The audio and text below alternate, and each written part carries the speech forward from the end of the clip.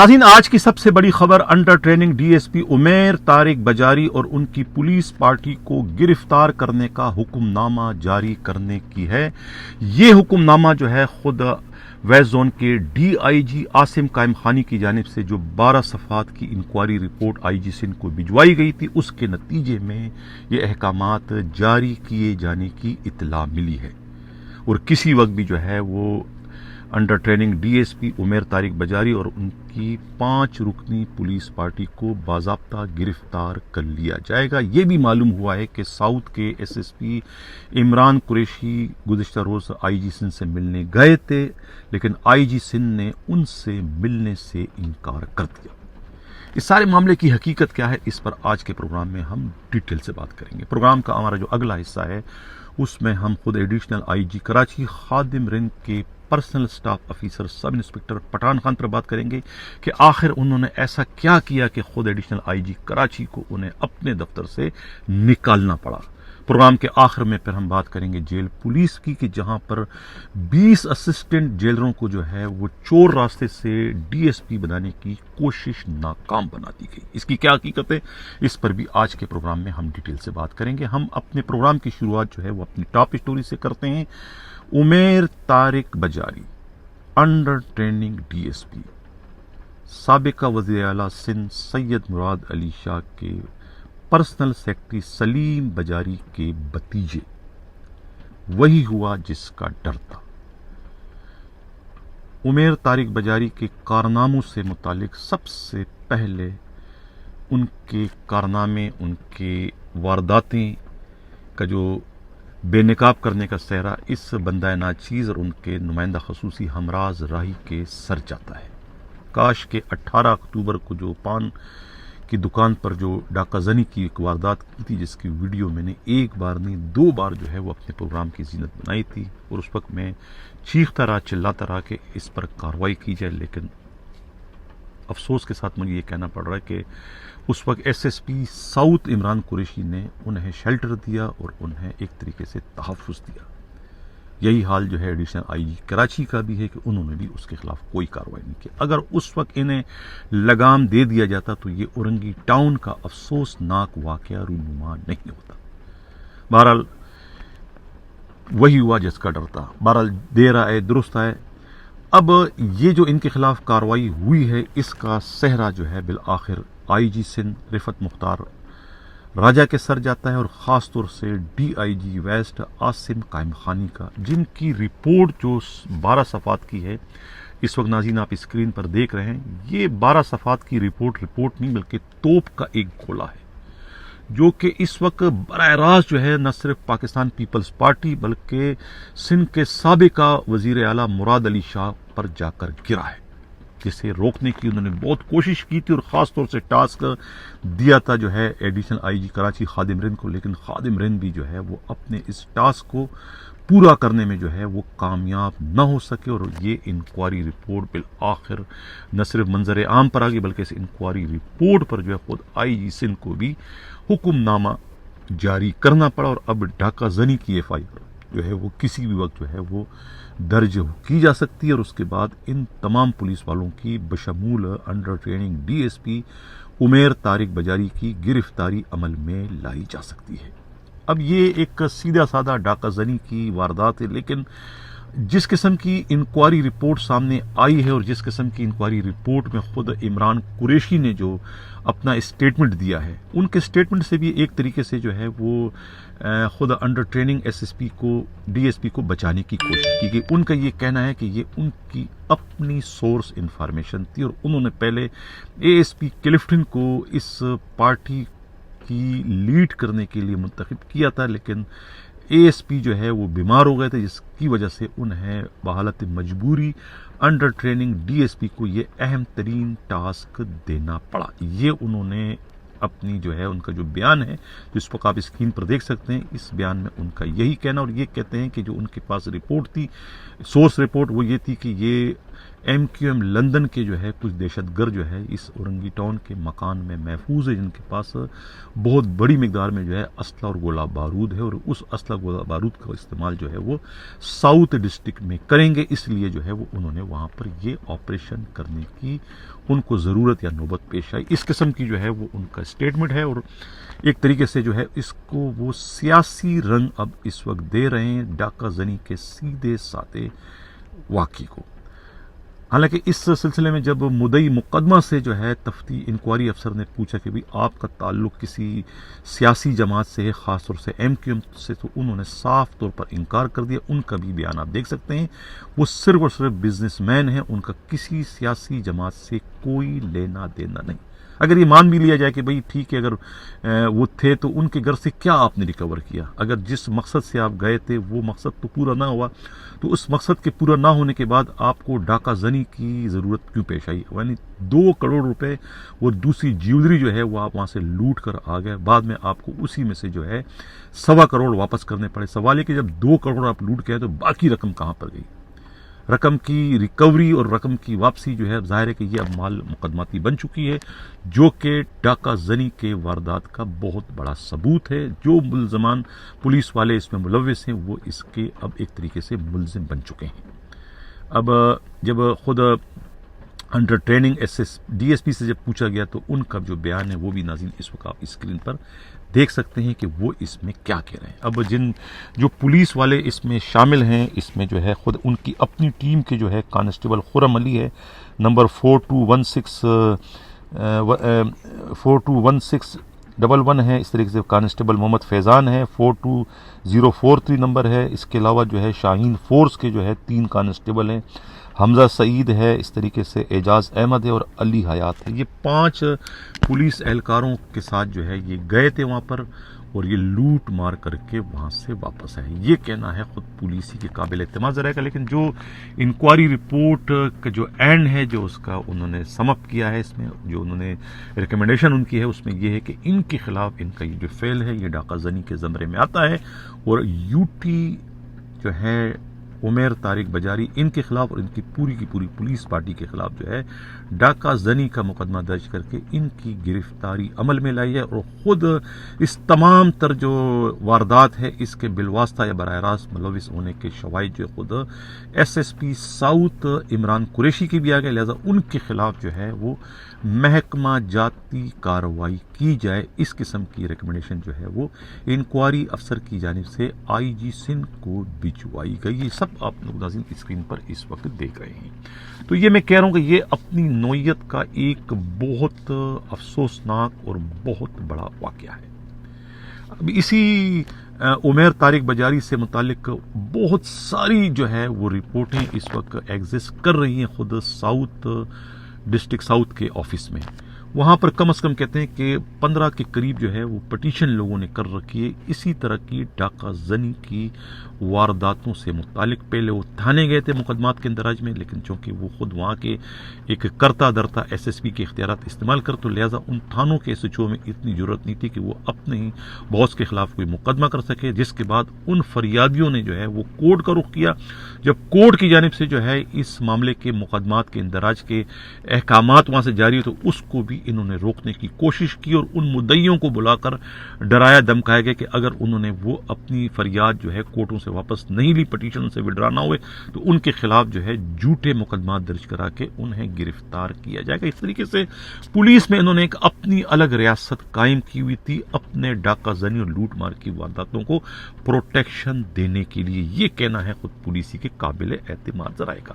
ناظرین، یہ عمیر طارق بجاری کوئی معمولی DSP نہیں ہے، یہ بہت پاورفل ہے۔ اگر اسے کہا جائے اپنی ذات میں ایک ایکٹنگ یا وزیر اعلیٰ تو غلط نہیں ہوگا، کیونکہ یہ سابقہ جو وزیر اعلیٰ تھے مراد علی شاہ کے پرسنل سیکرٹری، میں پہلے بھی کہہ چکا ہوں، سلیم بجاری کے بھتیجے بتائے جاتے ہیں، اور اس کی یہ جو لچن ہے، یہ جو اس کی حرکتیں ہیں، یہ پولیس میں آنے کے بعد نہیں بلکہ پولیس میں آنے سے پہلے بھی ان کا طریقہ واردات، طریقہ کار یہی تھا، یہ ان کا محبوب مشغلہ ہے۔ اس سے پہلے جام شورو کی جو لائن تھی، کہتے ہیں یہ خود چلایا کرتے تھے، اور جو اس وقت اس کے ساتھ اس قسم کی وارداتوں میں ملوث تھے انہیں ہی جو ہے اپنے ساتھ لے کر آئے سادے لباس میں، اور وہی اس وقت جو ہے یہ تمام تر وارداتیں ان کے ساتھ مل کر اور انہیں جو ہے وہ نوٹ کما کے دے رہے ہیں. یہ کہنا ہے خود پولیس ہی کے قابل اعتماد. ذرا ابھی اسکرین پر جو آپ لوگ تصویریں اس وقت دیکھ رہے ہیں، یعنی کتنے آئی جی اس وقت ہیں. اے ڈی خواجہ آپ کو نظر آ رہا ہے، یہ دوسرے آئی جی نظر آ رہے ہیں. اس طریقے سے آپ دیکھیں غلام نبی میمن صاحب بھی انہیں کون سا انعام دے رہے ہیں، کون سے کارنامے پر. کوئی اسی طرح کا کارنامہ اس پر بھی سر انجام دیا ہوگا جس پر غلام نبی میمن کو بھی دیکھو انہیں شیلڈ دینا پڑ رہی ہے. اس طریقے سے ای زون کے ڈی آئی جی انہیں کس خوشی میں کیا دے رہے ہیں. یعنی کہ آپ دیکھ سکتے ہیں کہ ان کی پش پر کیسے کیسے نامی گرامی پولیس کے بڑے افسران جو ہے وہ ہمیں کھڑے نظر آ رہے ہیں. جب اتنے بڑے بڑے افسروں کی آشیرواد اگر ایک نومولود ڈی ایس پی کو حاصل ہو جائے تو اس کے بعد ایسے ڈی ایس پی کا دماغ خراب ہونا جو ہے وہ اس کا ایک فطری امر ہے، بنتا ہے اس کا دماغ خراب ہونا. یہی وجہ ہے کہ وہ کسی کے اس وقت کنٹرول میں نہیں آ رہا تھا. میں نے ایک نہیں دو نہیں بلکہ لاتعداد پروگرام اس پر کیے تھے، سب کی آنکھیں کھولنے کی کوشش کی تھی. بدقسمتی سے ماں سوائے سندھ پولیس کے آئی جی رفعت مختار راجہ کے کسی نے بھی جو ہے میری خبروں پر، میرے انکشافات پر توجہ نہیں دی. انہوں نے توجہ دی اور توجہ دینے کا نتیجہ یہ نکلا کہ ان کے جرائم جو ہے ان کے سامنے آ گئے. کیونکہ جب میں پروگرام کر رہا تھا تو اس پروگراموں کے نتیجے میں خود عمیر طارق بجاری جو ہے سندھ پولیس کے آئی جی کے مائکروسکوپ کے نیچے آ چکے تھے، اور انہوں نے اس سلسلے میں خود ساؤتھ زون کے ڈی آئی جی اسد رضا سے بھی جو ہے معلومات حاصل کی، اور اسد رضا نے انہیں تمام تر معلومات فراہم کی کہ یہ کس قسم طرح کی وارداتیں اس وقت کر رہے ہیں. لیکن وہ اپنی مجبوری یہ بھی بیان کرتے رہے کہ ان کا تعلق جو ہے وہ سندھ کے سیاسی پارٹی سے ہے، پیپلز پارٹی سے. اگر ان کے خلاف ہم کھل کے آ جائیں گے تو اس کے بعد ہمیں سندھ میں جو ہے پوسٹنگ لینا یا سندھ میں نوکری کرنا جو ہے وہ ممکن نہیں رہے گا. انہوں نے اپنی مجبوری آئی جی کو بتا دی تھی، جس کے بعد آئی جی نے جو ہے وہ اپنے طور پر ان کے خلاف یہ اقدام کیا. اور جب وہ رنگے ہاتھوں جب ان کا معاملہ ان کے سامنے آیا تو اس کے بعد ہی انہوں نے جو ہے وہ تمام تر دباؤ کو مسترد کرتے ہوئے جو ہے D I G west Asim Qaim Khani کو حکم دیا کہ وہ بلا کسی تفریق، بلا کسی دباؤ کے اس کی شفاف طریقے سے انکوائری کر کے ان کی رپورٹ بھجوائے. آفرین ہے عاصم قائم خانی پر کہ انہوں نے بھی جو ہے تمام تر دباؤ کو جو ہے وہ مسترد کرتے ہوئے وہی کیا جو آئین اور قانون کے تحت درست تھا. انہوں نے بالکل ناک کی سیٹ پر چلتے ہوئے اس کی انکوائری کی، اور ان کی میں نے کہا نا کہ انکوائری رپورٹنگ توپ کا گولہ ہے جو کہ بجاری جو کہ گھر پر جا کے گرا ہے، خود مراد علی شاہ کے گھر پر جا کے گرا. ان کو روکنے کی کوشش کی. کہتے ہیں ٹاسک دیا گیا تھا خود کوتوالے شہر کو، خادم رند کو، لیکن خادم رند کے تعلقات جو ہے وہ راؤ ناظم کے خلاف کارروائی کرنے کے نتیجے میں جو ہے وہ ویسٹ زون کے ڈی آئی جی سے خراب ہو چکے تھے. لہٰذا وہ کس منہ سے جو ہے وہ ڈی آئی جی ویسٹ کو کہتے کہ بھئی اس پہ ذرا ہلکا ہاتھ رکھو. ہاں لیکن انہوں نے انڈائریکٹ طریقے سے پیغام تو پہنچایا تھا، اطلاع یہ ملی ہے ڈی آئی جی ویسٹ کو کہ بھئی اس کے خلاف آپ کارروائی نہ کریں، کیونکہ آپ نے بھی سندھ میں رہنا ہے اور میں نے بھی سندھ میں رہنا ہے. حکومت ان کی آئے گی تو اس کے بعد نہ تمہیں پوسٹنگ ملے گی نہ مجھے پوسٹنگ ملے گی، بلکہ ہمیں سروس کے آخری حصے میں جو ہے یہاں سے دھکے دے کے نکال دیا جائے گا. لہٰذا بہتر یہ ہے کہ اس میں اپنے ہاتھ کو رنگنے کی غلطی نہ کرے. اس قسم کا پیغام کہتے ہیں کہ کوتوالے شہر کی جانب سے جو ہے وہ عاصم قائم خانی کو پہنچایا گیا تھا تاکہ وہ رپورٹ اتنی سخت نہ دے. لیکن اطلاع یہ ملی کہ عاصم قائم خانی نے ان کی رپورٹ کو، ان کی سجیشن کو جو ہے وہ سنی انسنی کر دی. انہوں نے وہی کیا جو کہ حقائق پر مبنی تھا، جو کہ اسکرین پر آپ دیکھ چکے ہیں کہ رپورٹ بہت ہی خوفناک ہے. اور اس رپورٹ کے نتیجے میں جو ہے اب عمیر طارق بجاری کا بچنا ممکن نہیں ہے. نوکری تو اس کی ختم ہو چکی ہے. اگر یہ سیاسی اثر رسوخ استعمال کر لیتے ہیں، کوئی اور بہت بڑا چینل استعمال کر کے انہیں گرفتاری سے بچا بھی دیتے ہیں، مقدمے سے بھی بچا دیتے ہیں، لیکن وہ نوکری اب نہیں کر سکیں گے. اگر کیونکہ ان کی ڈسمسل تو یقینی ہے، آئی جی سندھ انہیں ڈسمس تو کر دیں گے. اب اس اسٹیج پہ اگر ڈسمس کرتے ہیں تو ان کے پاس اپیل کا کوئی حق نہیں ہے، اپیل نہیں کر سکتے ہیں. جب اپیل نہیں کر سکتے تو نہ وہ کسی کورٹ جا سکتے، نہ کہیں سے بھی ان کو ریلیف نہیں ملے گا. اس اسٹیج پر ان کے خلاف یہ کاروائی ہونے جائے تو نوکری تو ان کی ختم ہو گئی. سندھ پولیس جو ہے ایک بہت بڑے ڈاکو کے اس میں انڈر میں آنے سے اس وقت بچ گئی. یہ سہرا جو ہے آئی جی سندھ رفعت مختار راجہ کے سر جاتا ہے اور خود D I G west Asim Qaim Khani کے سر جاتا ہے کہ انہوں نے ایک بہت سلطانہ ڈاکو کو جو ہے وہ سندھ پولیس کا حصہ بنانے سے جو ہے روک دیا، یعنی ایک طریقے سے اس کی راہ میں یہ دونوں جو ہے وہ سیسا پلائی دیوار بن گئی۔ یہ آئی جی سندھ کا وہ تاریخ ساز کارنامہ ہے، ایک اتنی بڑی لیگیسی جو چھوڑ کے جائیں گے کہ جسے ایک مدت تک جو ہے سندھ پولیس فراموش نہیں کر سکے گی۔ یہ کہنا ہے خود پولیس ہی کے انتہائی قابل اعتماد ذرائع کا۔ اب چلتے ہیں، ہمارا جو پروگرام کا اگلا حصہ ہے وہ ہے پٹھان خان۔ تصویر اس وقت آپ اسکرین پر دیکھ رہے ہیں۔ پٹھان خان جو ہے ان کی پوسٹنگ ہی یہاں پر غیر قانونی تھی۔ پتہ نہیں کوتوالے شہر کا جو ہے وہ مشیر کون ہے، کس کے مشورے پر اتنے غلط ترین اقدامات کیے گئے تھے۔ یہ آر آر ایف کا جو ہے ایک سب انسپکٹر ہے۔ آر آر ایف سے جو ہے ایک الگ رینج سے آپ جب اپنے رینج میں لاؤ گے تو اس کے لیے باضابطہ آپ کو آئی جی کے اپروول کی ضرورت ہوتی ہے۔ اس کا باقاعدہ ایک آرڈر ہوتا ہے جو کہ آئی جی جاری کرتا ہے، یا آئی جی کے بیاف پر جو ہے وہ اسٹیبلشمنٹ کے ایڈیشنل آئی جی بھی جاری کر سکتے ہیں، لیکن ایسا کچھ نہیں کہ ایک انٹری پر ان کی پوسٹنگ جو ہے کراچی رینج میں کروائی گئی تو اس انٹری کے بعد آپ اس کا کوئی باضابطہ آرڈر جاری نہیں کر سکتے، لیکن ان کا باضابطہ ایک آرڈر جاری کیا گیا تھا as a P S O کے، اور ان کی جگہ سے ایک سب انسپکٹر کی جگہ سے، مطلب ایک ڈی ایس پی تھے وہاں وسیم کو وہاں سے نکال کر ان کی جگہ ایک جونیئر سب انسپکٹر کو وہاں پر پی ایس او لگا دیا گیا تھا۔ پی ایس او جب آ گئے تو انہوں نے پھر اپنے رنگ دکھانا شروع کر دیے۔ 54 ایس ایچ اوز کو جو ہے انہوں نے شوکاز دیے تھے، ان کو بلیک لسٹ کر دیا اور ہر ایک سے جو ہے وہ نوٹ کما رہے تھے۔ یہ کہتے ہیں کہ ایڈیشنل آئی جی کے علم میں ساری بات نہیں تھی، یہ تو بعد میں زوار حسین نے اور دوسروں نے کہا کہ بھئی یہ تو آپ کے نام پہ پٹھان خان نے تو بہت بڑی دکانداری شروع کی ہے۔ جب ایڈیشنل آئی جی کو اس کی تصدیق ہوئی تو اس کے بعد انہوں نے اس کو نکال کے، کہتا ہے اس کی خوب کلاس تھی، بہت کلاس تھی، اور ان کو پھر دھکے دے کے یہاں سے نکال دیے گئے۔ یہ کہنا ہے خود پولیس ہی کے انتہائی قابل اعتماد ذرائع، کہتے ہیں بڑے بے آبرو ہو کے تیرے کوچے سے ہم نکلے۔ اب چلتے ہیں پروگرام کا جو آخری حصہ ہے، یہ اسکرین پر جو آپ آرڈر دیکھ رہے ہیں یہ جیل پولیس کی ہے۔ آئی جی جیل منور علی شاہ نے جو ہے یہ 20 اسسٹنٹ جیلروں کے کورس پر بھجوانے کا ایک غیر قانونی حکم نامہ جاری کیا تھا، یعنی یہ 16 گریڈ کے ہیں اور انہیں 17 گریڈ میں پرموشن دینے کے لیے آؤٹ آف ٹرن بھیج رہے تھے۔ جب ان سے سینئر جو آئے تھے کمیشن کے تھرو، ان کے علم میں جب بات آئی تو انہوں نے اس پہ شور مچایا کہ یہ تو غیر قانونی حکم ہے، یہ آپ ان سے ایک جیلر سے جو ہے مبینہ طور پہ کہتے ہیں 10-10 لاکھ روپے لیے گئے تھے، انہیں 2 کھوکھے اس میں وصول کر کے انہیں جو ہے وہ اب گریڈ 17 میں پرموشن کا منصوبہ بنایا گیا تھا۔ جب ان کا احتجاج ہے، انہوں نے کہا ہم پٹیشن کریں گے، کورٹ جائیں گے، تو اس کے بعد کہتے ہیں کہ آئی جی جیل اور ان کے سٹاف کے ہاتھ پاؤں پھول گئے کہ ایسا نہ ہو کہ